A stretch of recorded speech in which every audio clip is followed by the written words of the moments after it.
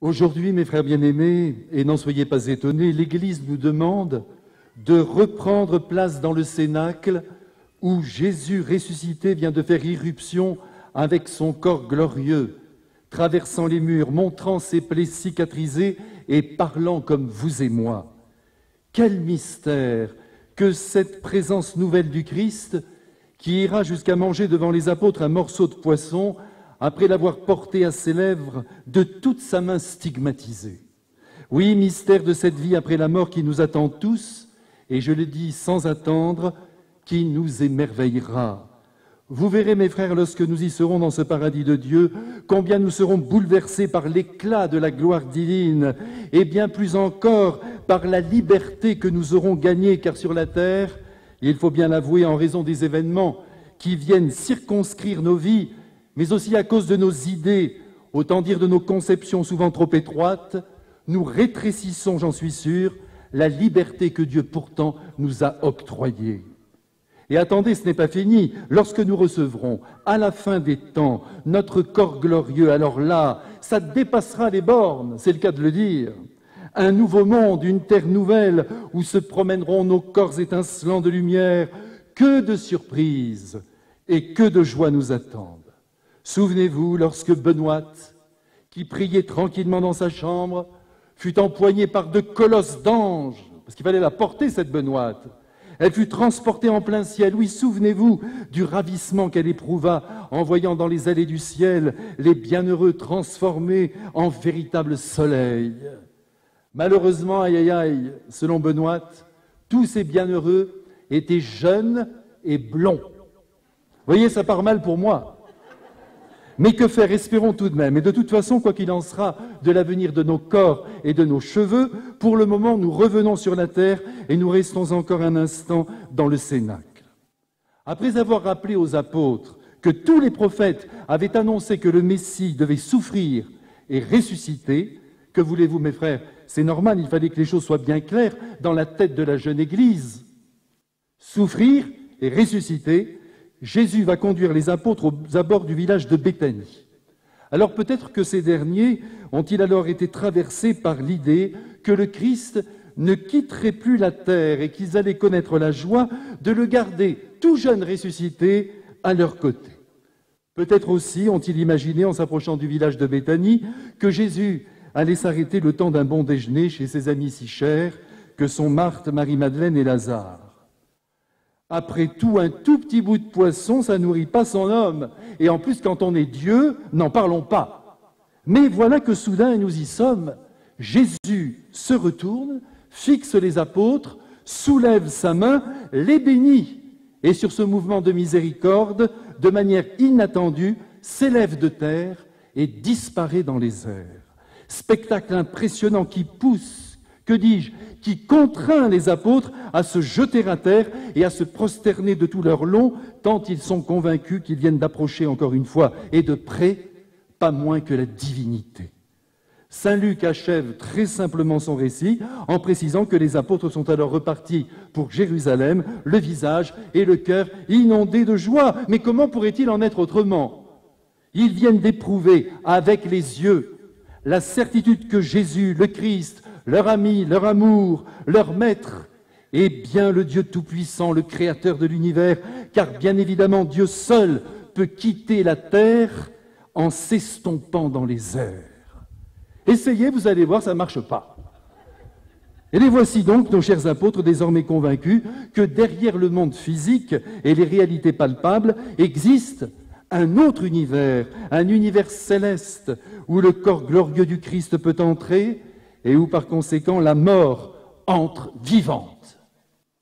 C'est donc la joie, et la joie intense, qui en cet instant domine leur cœur, et cela va de soi. Quand on ne doute pas de la vie éternelle, c'est toujours la joie qui a le dernier mot, car alors tout devient relatif ici-bas. Fini la peur de la dégringolade inévitable du corps et de l'esprit, alors que les années semblent jouer contre eux. C'est tellement bon de se dire qu'au bout du rouleau, il y aura encore de quoi vivre éternellement. Mes frères, ce qu'il manque à notre monde occidental, peu joyeux d'ailleurs, bien que gavé en bien des domaines, disons-le, c'est la perspective de la vie éternelle. Et c'est le jour pour en parler. Prenez par exemple un saint comme Don Bosco, qui, comme vous le savez, a reçu de Dieu une très lourde mission, celle de conduire à la maturité humaine et à la foi chrétienne la jeunesse la plus défavorisée. Et ce n'était pas chose facile. Aujourd'hui, frère Martin va être content parce que je parle de son idole qui est Don Bosco. Comme vous le savez, au milieu du XIXe siècle, ce simple prêtre s'est employé dans une Italie qui basculait vers l'industrialisation à former une multitude de jeunes, notamment en leur apprenant un métier manuel. Il voulait en faire, disait-il, des hommes, des citoyens et des chrétiens. Ici, je vous en prie, mes frères, ne croyez surtout pas que cette jeunesse était plus facile à convaincre que la nôtre. Elle traînait aussi abondamment le long de rivages dangereux qui s'appellent alcoolisme, désœuvrement, vol, paresse et perversion. Eh bien, figurez-vous qu'à ces jeunes-là, qui ressemblent aux nôtres, je le redis, Don Bosco leur parlait toujours du ciel. Hélas, de nos jours, on croit régler les problèmes humains en demeurant uniquement dans l'humain. Et c'est là sans doute une erreur assez répandue qui peut bloquer l'avancée de l'homme en direction de son bien le plus absolu. Ah, si je pouvais vous en convaincre! C'est en montrant aux hommes la finalité de la vie qu'ils pourront ici-bas traverser les réalités les plus pénibles et les plus humiliantes avec au cœur une espérance inouïe. Il est évident que si nous croyons que la mort a le dernier mot et qu'il s'agit en tout et pour tout de vivre sur la terre autour de 90 ans, nous allons peut-être, à mesure que les années passent, avoir le trouillomètre à zéro, ou pire encore, nous révolter contre cette vie et nous dire à nous-mêmes « Allez, soyons égoïstes, ne pensons qu'à notre petit précaré, puisque de toute façon, à la fin, il n'y a plus rien, c'est le néant. » Bâtissons donc des empires, profitons, même sur le dos des autres. Et oui, mes frères, c'est bien là le risque. Lorsque la perspective de la vie éternelle n'est plus en perspective. En revanche, si nous voulons voir la joie scintiller dans le cœur de l'homme, à commencer par le nôtre, permettez-moi de rappeler qu'il n'y a que 2 voies à emprunter. 2. La première consiste à aimer follement cette vie présente qui vient de Dieu et à l'apprécier comme un véritable don. Attention, faites bien attention à ce point, mes frères, qui est essentiel. Pas question de mépriser la route humaine qui comporte 1000 beautés à qui sait les voir et les apprécier. De l'amour humain jusqu'au verre de Porto. Il y en a des merveilles à admirer, à aimer, à estimer et à vivre. Le footing, les vitamines, le lait corporel, la méditation transcendantale, les recettes de Hildegarde et tout le bastringue, c'est très bien tout ça. Mais, ça ne donnera jamais totalement la vraie joie, la joie sans faille, qui a besoin justement pour tenir debout au milieu des épreuves et des drames de la vie, de savoir que le paradis existe. Aussi, comme disaient les anciens, et il est bon souvent de les suivre, il s'agit de songer sans crainte, attention, sans crainte au ciel de Dieu. Ou croyez-moi, même si je n'ai pas visité l'appartement témoin, je sais que l'Évangile y est vécu sans alliage. Autrement dit, que l'amour là-haut l'emporte sur toutes les autres réalités, y compris sur la justice. Je veux parler de l'humaine, qui est ici-bas défectueuse par nature, tout simplement parce que ce sont des hommes qui jugent les hommes. Ici-bas, mes frères, j'insiste, tout est éphémère, tout est caduc, tout est soumis à la mort. Et c'est d'ailleurs ce qui nous fait souffrir, car il y a en nous une soif folle de vivre, avouons-le, il y a même en nous un ressort dans la conscience qui ne supporte pas la simple idée de mourir. Racine, par exemple, avait terriblement peur de la mort. La pensée de la mort suffit à la torture, disait-il. Et il ajoutait, « Ah, que ce ne soit pas un trou, une fosse, une ténèbre immense, qu'il y ait quelqu'un sur le seuil, quelqu'un avec les bras ouverts. » Eh bien que Racine se rassure, et il est déjà bien rassuré, car depuis 3 siècles, il les a sans doute trouvés, ces bras ouverts, ces bras divins, qui sont des bras d'amour et de miséricorde, des bras qui savent enserrer, alors que nous, souvent les chrétiens, on est tout juste capables de donner quelques accolades, bien réservé, et pire encore, quelques coups de corne pour se dire bonjour. Ah, mais quel malheur! J'espère que tout à l'heure, lorsque nous nous donnerons la paix de Jésus, nous allons nous embrasser pour de bon, pour de vrai, comme disent les enfants, et comme on embrasse au paradis. Dans ce paradis que l'on ne peut pas imaginer, mais où nous savons que le petit, le mesquin, le mesuré n'ont pas droit de citer, et que la limite, la pauvreté, les maladies et les maux en tout genre n'y seront pas admis. Tout ne sera alors que bonheur, et bonheur infini. Et cela doit nous consoler déjà de toutes les souffrances terrestres qui nous assaillent, un peu comme le marcheur qui, gravissant la montagne, accepte de peiner, de suer, disons le mot, de souffrir à la seule pensée d'atteindre le sommet et de contempler alors la beauté de l'univers créé. Et quand il parvient, notre marcheur, au terme de son ascension, après avoir mis une petite laine, c'est alors pour lui le repos. N'est-ce pas, mes frères, que je vous dis la vérité? C'est le repos dans la joie, avec ce sentiment de plénitude et de bonheur inexprimable qui le laisse en silence alors qu'il regarde émerveillé les sommets enneigés et jusqu'au moindre brin d'herbe, sans oublier la petite Edelweiss agitée par le vent. Silence, joie, repos, quel bonheur déjà pour cet homme! Et pourtant, voyez, ce bonheur n'est pas grand-chose à côté du bonheur du ciel qui vient directement de la présence visible de Dieu. Sur la terre, je vous le rappelle, mes frères, il nous est impossible de voir la divinité, certes par la prière et à travers l'œuvre des sacrements, mais aussi par le don de notre amour aux autres. Nous savons que Jésus, que Dieu est alors présent et qu'il nous étreint, qu'il nous unit à lui. Et dans l'obscurité de la foi, nous le croyons fermement.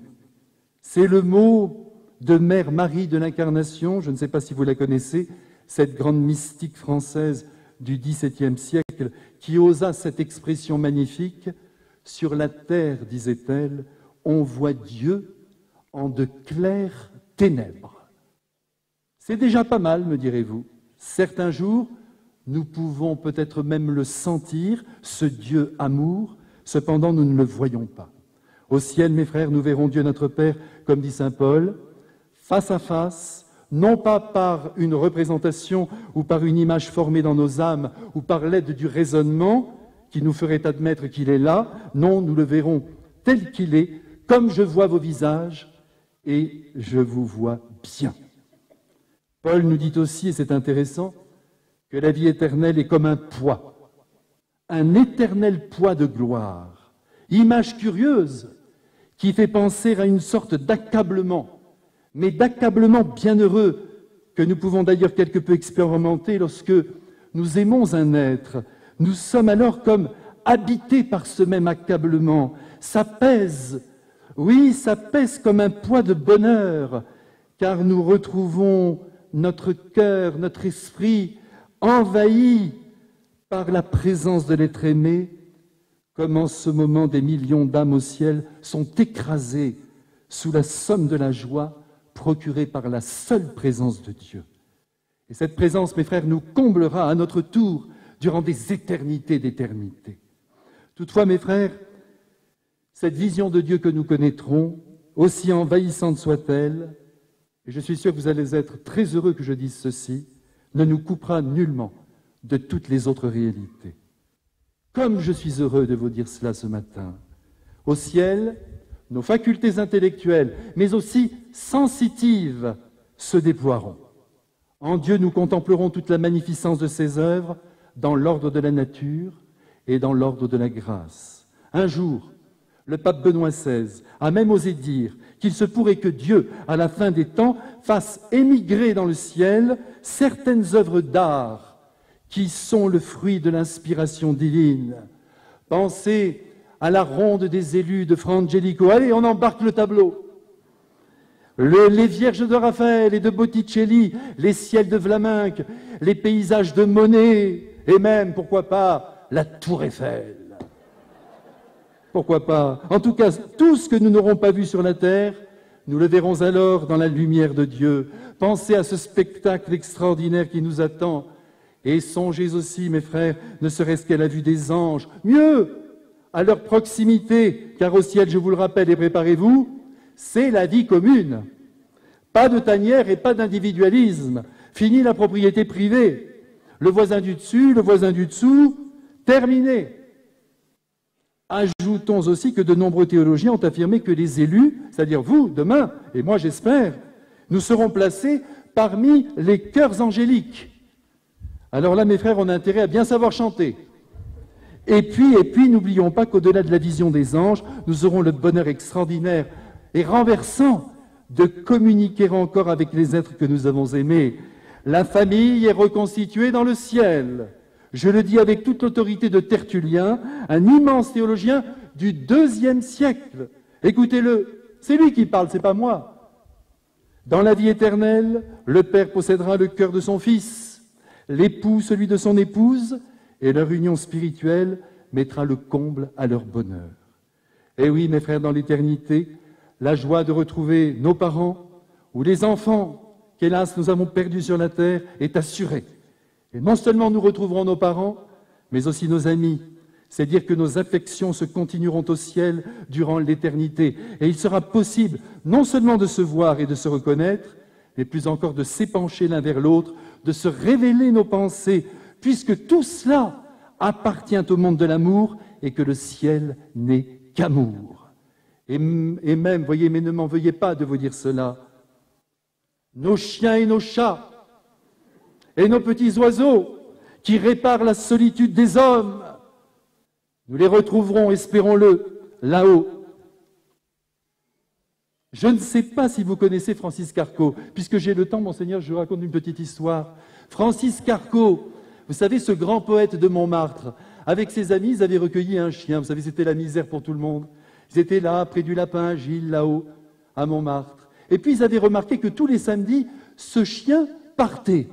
Et ils se demandaient où il allait, mais attention, tous les samedis, tout seul, il partait. Alors un jour, ils l'ont suivi et ils l'ont retrouvé à la porte de l'église d'à côté, où là, il tenait la casquette de son ancien maître pour l'aider à quêter. Voilà ce chien, mes frères bien-aimés. J'espère que lui aussi, nous le retrouverons. Eh bien, après ce que je vous ai dit bien maladroitement ce matin, de cette éternité qui nous attend, ce serait merveilleux, en même temps ce serait le signe d'une grande maturité spirituelle, si vous pouviez maintenant, mes frères, avec moi, dire à Jésus, dans le secret du cœur, que désormais vous n'allez pas mettre toutes vos billes dans le sac des affaires terrestres. Il faut absolument que le ciel devienne pour nous tous, de l'enfant qui est ici, jusqu'au plus âgé d'entre nous, la réalité des réalités, le trésor des trésors, où la très sainte Trinité et la Sainte Vierge habitent et nous attendent pour une éternité d'amour vécue dans une lumière de gloire indicible, capable enfin de combler le cœur humain. Mes frères, si le ciel devient notre plus beau projet de vie, croyez-moi, le temps passé sur la terre ne sera qu'une succession de bons jours, oui, de bons jours, même si, encore une fois, la souffrance jonche notre chemin, car nous nous dirons alors de source sûre que la douleur est passagère et donc périssable. Allez, mes frères, levons la tête en direction du paradis, d'où les âmes ne reviennent pas. Non pas parce que Dieu le leur interdit, laissez-moi le croire, mais parce que là-haut, il fait bon vivre. Le ciel, c'est la beauté éternelle, c'est la jeunesse qui demeure, c'est le cœur qui ne se lasse pas, c'est l'amour qui dicte sa loi, c'est Dieu qui se laisse embrasser, c'est la Sainte Vierge qui n'arrête pas de sourire, c'est toi et moi, mon amour, chacun le sien, unis pour l'éternité. Ah, mes frères, que Baudelaire avait raison lorsqu'il disait qu'il fallait être toujours ivre, qu'il me permette d'ajouter ivre de vie et de vie éternelle. Amen.